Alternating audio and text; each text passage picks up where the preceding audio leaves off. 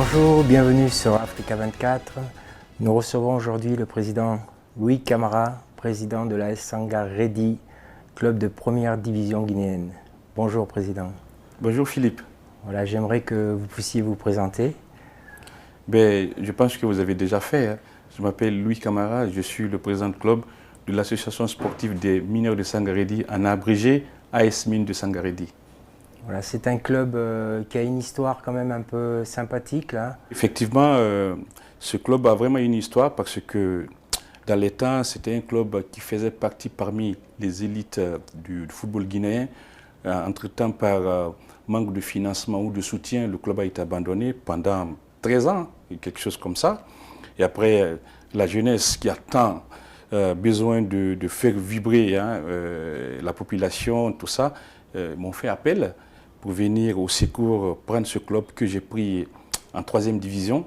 En 3 ans seulement, nous nous sommes retrouvés en première division, en Ligue 1, comme on l'appelle chez nous.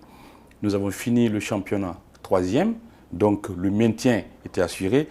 Et ce qui est bien dans tout ça, nous n'avons pas terminé le championnat bredouille parce que nous avons eu la grande chance de prendre la toute première coupe de la Ligue guinéenne de football professionnel, chose qui était vraiment appréciée par tous les acteurs du football guinéen. Donc vous êtes devenu une référence dans votre club, le président Louis Camara.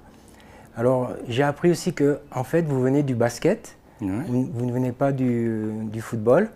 Donc comment ça a été perçu pour quelqu'un qui vient du basket de prendre un club de football de première division professionnelle? Mais tout est question d'engagement, tout est question aujourd'hui selon ce que la nature nous impose. Comme tu viens de dire Philippe, moi, durant mon cursus universitaire, j'ai joué au basket. Donc je jouais pour mon université. En passant, je suis ingénieur des mines de l'Institut supérieur des mines et géologie de Bokeh, où je jouais pour mon université. La ville aujourd'hui où j'ai pris la présidence du club, l'AS Mines de Sangarédy, je joue au basket pour cette ville aussi, dans les années 95, 96, 97. Mais le destin, on ne peut pas l'échapper. Aujourd'hui, je me retrouve à la tête de l'équipe de football de cette ville. Je me sens bien d'ailleurs parce que les jeunes sont très contents, la population elle est très contente et nous avançons, mais très sûrement. D'après mes sources aussi, vous êtes quelqu'un qui œuvre beaucoup pour la jeunesse guinéenne. Vous donnez des chances à des jeunes Guinéens dans le travail, dans le sport, pour pouvoir développer cette jeunesse. Et je sais que ça vous tient à cœur. Ça me tient vraiment à cœur. Tout récemment, quand j'étais à l'université, parce que je me suis recyclé, j'avais un prof de finance qui nous disait dans l'amphi que si vous voulez réellement que votre nom reste pour la postérité dans l'histoire, dans le plan positif bien sûr, essayez de poser un acte allant dans le sens de l'épanouissement des jeunes ou œuvrer à ce que la population vous reconnaisse des choses en bien, bien entendu. Donc aujourd'hui, la seule chose, moi, qui m'anime, c'est de voir cette jeunesse africaine, cette jeunesse guinéenne s'épanouir.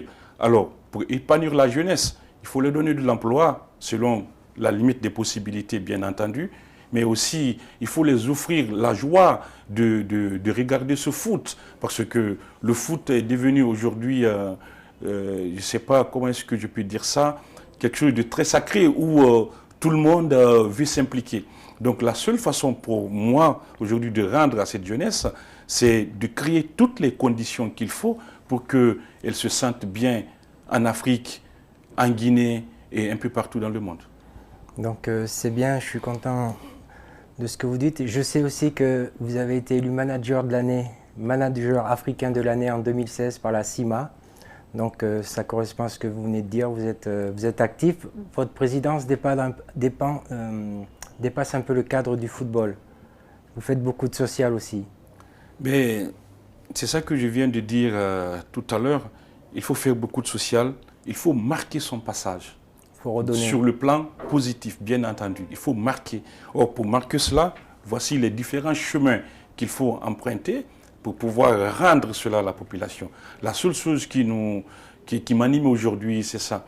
Pour la petite histoire, une histoire très récente d'ailleurs, notre principal dépôt d'hydrocarbures en Guinée a été incendié. Nous avons pas mal connu de rupture du carburant, des pénuries de carburant dans le pays, mais chose qui est en train de se régulariser parce que les autorités se sont fortement impliquées pour réguler ça dans le plus vite, dans le plus rapidement que possible.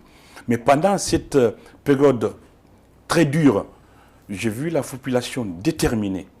Moi-même, en tant que manager d'une compagnie de distribution des produits pétroliers, j'étais sur le terrain pour répondre aux attentes de la population, pour que la population sache réellement que leur peine, c'est la nôtre. Très bien. En gros, c'est tout ce qui nous anime aujourd'hui, rendre quelque chose à la population. Alors, revenons au football. Ça, c'est bien. Donc, quel regard portez-vous sur cette première semaine de Coupe d'Afrique 2023 à Abidjan? Ben, mes impressions, c'est des impressions vraiment satisfaisantes sur le plan organisationnel. Chapeau pour la Côte d'Ivoire parce que nous étions à l'ouverture. Une très belle cérémonie. J'étais fier d'être africain. J'étais très content d'être là parce que aujourd'hui, si vous voyez les moyens sur le plan infrastructurel que la Côte d'Ivoire a mis à disposition sur le plan footballistique pour ce continent africain, il faut en être fier. Donc, bravo à la Côte d'Ivoire, bravo aux autorités ivoiriennes. Par rapport à cette CAN, souvent, comme les spécialistes du foot aiment souvent le dire, les favoris, les outsiders, les secondes chances, cette CAN, il n'y a pas d'équipe favorite. Ce que j'ai vu jusque maintenant, parce que j'ai eu la chance de regarder déjà 5 matchs, et ces matchs, j'ai vu chaque équipe engagée pour le pays.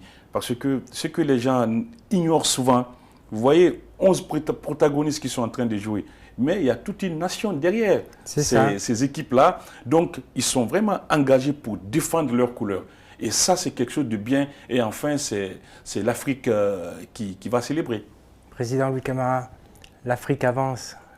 L'Afrique du football avance, l'Afrique du sport avance, l'Afrique économique avance. On a une chaîne panafricaine, Africa 24. L'Afrique avance. Cette CAN est, je crois, sans me tromper, le 3e événement sportif le plus regardé au monde. Ouais. Nous avons des joueurs africains qui jouent dans les plus grands clubs du monde. Maintenant, l'Afrique avance. Et avez-vous un favori pour cette CAN? Ouf! Ben, ça, c'est une question qui va être difficile pour moi de répondre parce que selon l'ossature de tout ce que j'ai vu, comme je l'ai dit à l'entame, ça va être très difficile pour nous parce que je vois qu'il y a une égalité de chance qui a été accordée à toutes les équipes. Et cela est très important.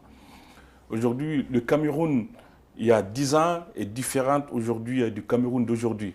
La Guinée du AFIA 77 est différente de la Guinée d'aujourd'hui, la Côte d'Ivoire, etc. Donc, il y a plein de surprises. Moi, j'ai eu la chance de regarder le match Ghana-Cap-Vert.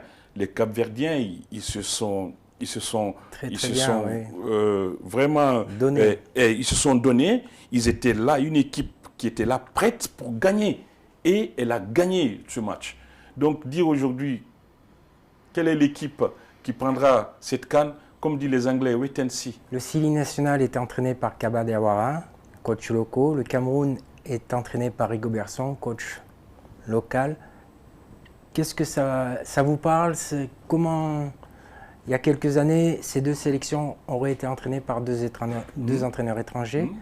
Comment voyez-vous ça? Cela est bien parce que moi, je ne vais pas me limiter seulement au coach Rigobert Song, une légende d'ailleurs. Et Kaba Diawara, vous avez vu lors de la CAN passée, le tenant du titre qui est le Sénégal est entraîné aussi par un local qui est Aliou Cissé. C'est bien, il faudra que les entraîneurs africains prennent conscience, continuent à se former parce que nous avons des talents chez nous en Afrique.